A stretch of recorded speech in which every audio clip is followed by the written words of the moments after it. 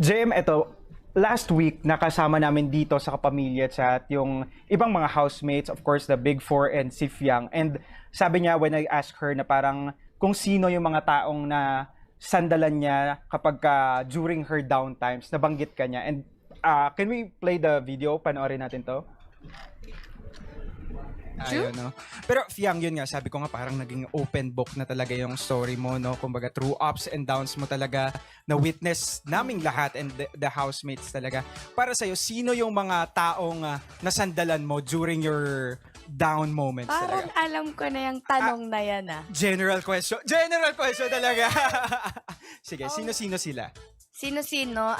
Syempre, number one, JM. JM.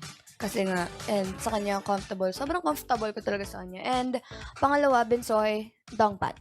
Silang tatlo ang aking top 3. Grabe.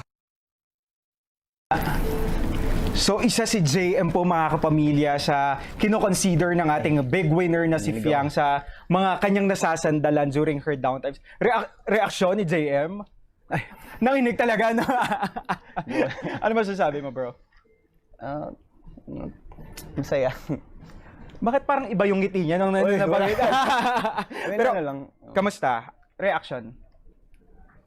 Appreciated na ay nakita niya ako sa ganung bagay. I mean, ewan.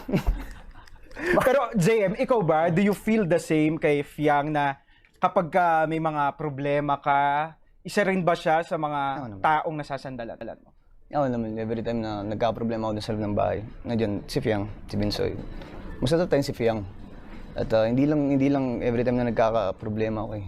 Minsan, kahit neutral yung feelings ko, napapasaya pa nung above na eh. Andun talaga siya. Andun talaga She's siya. always present talaga sa mga ganaps. Ano sa tingin mo yung nakita mo kay Fiang bilang kaibigan na parang, grabe, naramdaman ko na parang pwede akong maging vulnerable sa taong to? Siguro yung care niya. Saka pinakang first time na na-feel ko yun sa pananatili ko dun sa bahay nung birthday ko. Hindi ko ina-expect na sa dami ng kaibigan ko dun sa loob ng bahay, si Fiang pa yung makaisip na makaalala dun sa mama ko. At mismong birthday ko pa, so napakalaking bagay sa akin. Grabe, no? Ngayon, JM, na nandito na kayo sa outside world ni Fiang, kamusta yung friendship nyo? Yan pa rin. I mean, kung ano yung nasa loob. Masaya. Pero, And keep going pa rin talaga.